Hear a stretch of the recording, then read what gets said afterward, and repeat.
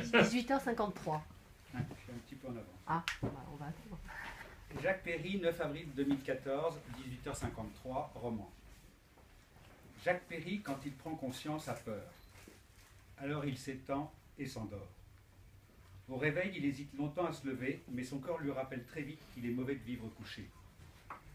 Théoriquement, rendre compte d'une vie apparemment aussi pauvre ne devrait pas être trop difficile, mais justement, en la croyant encore plus pauvre ou moins pauvre qu'elle n'est, Perry risque de paraître plus ou moins éteint à ses variations pour effacer son personnage. Doucement. La nuit, par exemple, quand il croit à son existence absolue, il rêve énormément et de façon très précise. Il explore des mondes complexes et ses inhibitions du jour disparaissent. S'il ne parvient pas à saisir ses aventures rêvées pendant les brèves secondes où il s'en souvient encore, tout est perdu, le rêve s'est envolé, événements, images, paroles. Perry existe dans un nouvel ailleurs, il est modifié mais comment, à quelle profondeur? Les endormis de talent vivent un monde particulier auquel nous avons très peu accès. Je crois même que le seul moyen de l'approcher est de l'inventer, à partir du plus léger indice et de notre don d'empathie. L'une de ses occupations favorites est de caresser des milliers de destinées sans rapport avec la sienne grâce à la bibliothèque de la ville voisine. Il lit ou survole près d'un roman par jour. Il découvre des pays où il n'a pas mis les pieds, des métiers qu'il n'a jamais exercés, des situations qu'il n'a pas connues. Il garde son jugement. Il est heureux de ne pas ressembler par exemple à Julien Sorel. Il ne détesterait pas être Fabrice. Il est évidemment impossible de vivre comme eux, de penser comme eux. Perry est toujours ramené à son époque et tenté de vivre sa vie, mais il ne sait pas laquelle. Il lui importe peu que les livres qu'il emprunte soient bien ou mal écrits, du moment que le thème du roman le concerne. Si c'est bien écrit, s'ajoutera le plaisir esthétique. Si c'est mal fichu, il aura le plaisir de se sentir supérieur. Il peut aussi rejeter les ennuyeux et les tortillés. Perry apprécie la clarté qui le délivre de son âme obscure et l'assure de son intelligence analytique. Quand il sort de la bibliothèque avec le 20e de son poids en livres, c'est la bonne proportion. Les très gros romans ont tendance à le fatiguer, surtout s'il lit allongé et qu'ils doivent les soulever. Il préfère aussi qu'une lecture ne dépasse pas 2 jours. Au-delà, il se souvient mal de ce qu'il a lu les jours précédents. L'esprit neuf, il boit un verre d'eau, se fait masser par sa ceinture vibromasseuse, retrouve son temps et regarde le livre entamé. Il peut alors prendre un autre, moins épais, et retrouver une curiosité nouvelle. Perry ne s'appelle pas Perry. Il aurait pu s'appeler Tom. C'est mots à l'envers. Et ça paraît convenir à un écrivain. Il ne se souvient pas des mots de Sartre. S'il agite sa tête, les mots perdus se promènent librement sans lien de sens. Cela pourrait donner quelques lignes excitantes, il essaye de les écrire sur ce qui lui tombe sous la main. Il garde ses bouts de papier et ne les regarde jamais. Ils sont sans doute dans son tiroir auquel personne n'a accès, tiroir, foutoir de l'oubli. Sachant qu'il oublie tout, quand il a le temps, c'est-à-dire tout le temps, il ouvre ce tiroir et promène son regard sur ses facturettes, ses tickets, ses coins de page déchirés au dos desquels il a écrit ce qu'il craint d'oublier. Perry sait qu'il existe à peine et ça le rend furieux. Furieux mou, furieux somnolent. Où est le secret d'une vie réussie? Il ne le sait pas. Il ne l'a jamais su. Qui le sait? Je ne sais pourquoi je me suis collé ce pensum de parler sur Jacques Perry, du moins de ce que j'en connais ou de ce qu'il m'en a dit. En fait, l'écrivain me plaît et le personnage aussi. Perry est un homme qui se croit insurpassable par l'originalité de sa pensée et de son écriture. Il n'a rien compris à son époque, ou bien il la déteste. Il ne fait aucun effort pour l'habiter intelligemment. Il hait tout ce qui la passionne, par exemple ses signes de reconnaissance transmis par ses appareils de plus en plus sophistiqués, et qui ne délivrent que des messages magiques et bêtifiants. Cataline, sa femme, l'informe que 10 personnes l'ont liké par Internet. Il répond qu'il aurait dû lui écrire. Il garde les lettres et les cartes qu'on lui adresse dans un carton à chaussures qu'il n'ouvre jamais. Il ne prend le téléphone que si on le met de force dans ses mains. Je l'ai connu en lisant un de ses livres, Yo Picasso, à l'époque, en 1985. Philippe Ducas et moi lisions tout sur Picasso et ce livre de Perry nous est apparu comme le plus fidèle à l'esprit du peintre. Ensuite, tout a été très vite. Ducas a pris contact avec Perry et je le vis pour la première fois rue Mazarine. Nous avions rendez-vous dans un café, il était en retard et je décidai de marcher quelques pas lorsque m'est apparue une femme que je prenais immédiatement pour Jacqueline Picasso. Mais avec 20 ans de moins, c'était Astrid Barterotte, Madame Péry numéro 4.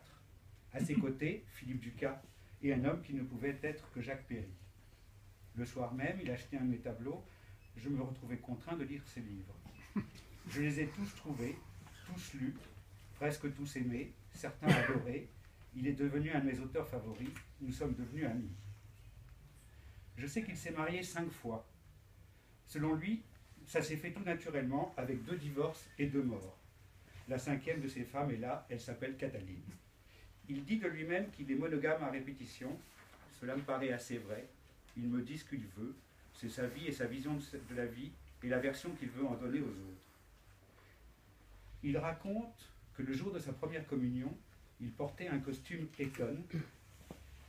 La cérémonie se passait dans une église. La chapelle de son collège étant trop petite, les communiants partaient de leur place, s'agrégeaient à la file montante, recevaient l'hostie sur la langue en s'agenouillant devant l'autel, puis empruntaient la file descendante pour revenir à leur place. Jacques montait communier quand il vit dans la file descendante un de ses camarades qui revenait à sa place en tirant la langue, les yeux révulsés. Sur la langue, l'hostie non avalée. Jacques perdit aussitôt la foi. Je n'ai pas dit comment ils se sont rencontrés, Cataline et lui. Cataline avait traduit en hongrois un grand roman de Péry, L'île d'un autre. Ne tombe pas.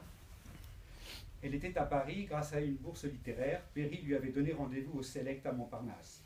Déjeuner, exposition Picasso au Grand Palais, ils ne s'étaient plus beaucoup quittés. Sauf à Noël, fêté par elle dans sa famille à Budapest. Début janvier, Péry l'avait rejoint.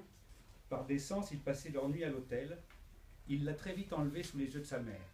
Péry s'est giflé comme s'il se punissait de son audace. Elle a ri, elle est venue le voir en France très vite. Je crois que je ne pourrai jamais raconter linéairement sa vie. Il ne croit pas trop à la continuité de l'existence. Selon lui, nous oublions que nous vivons aussi la nuit. Les nuits sont doublement réparatrices. Notre vie nocturne est d'autant plus intense que notre vie diurne. Hélas, nous l'oublions le plus souvent. J'ai déjà dit que le rêve modifie Péry. Il refoule dans le rêve, sans doute pour s'en débarrasser, les aspects dramatiques ou poétiques mal perçus de sa vie apparente. « Lisez-moi, dit-il. Je le lis.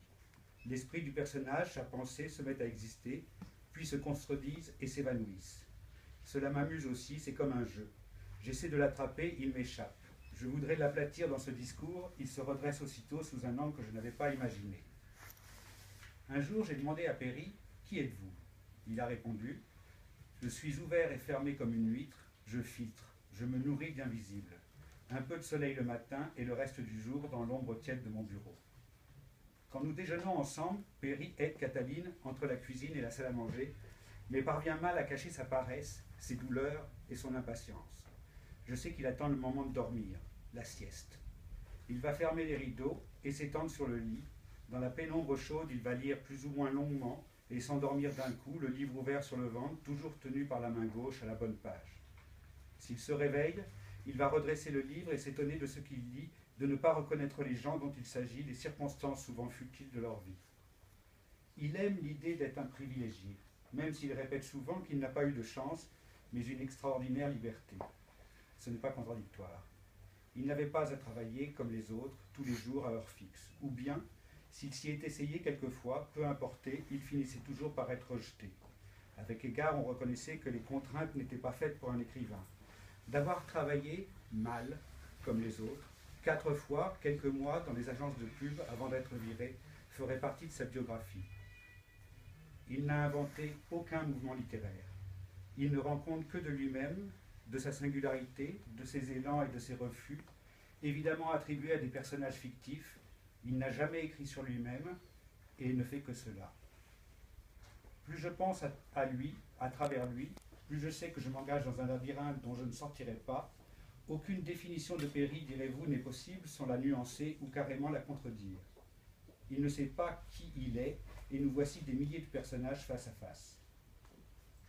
Il ne comprend rien au texte clairement abscon de la haute philosophie, dont les préceptes et les mots ne s'accrochent pas à son cerveau léger.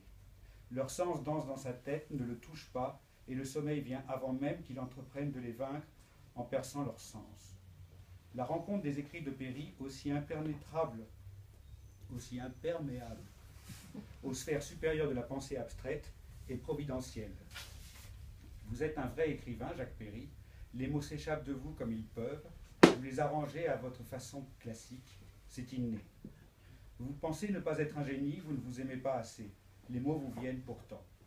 On croit vous tenir et vous êtes ailleurs, dans un de vos 1000 refuges, mais ce n'est pas tout à fait vrai.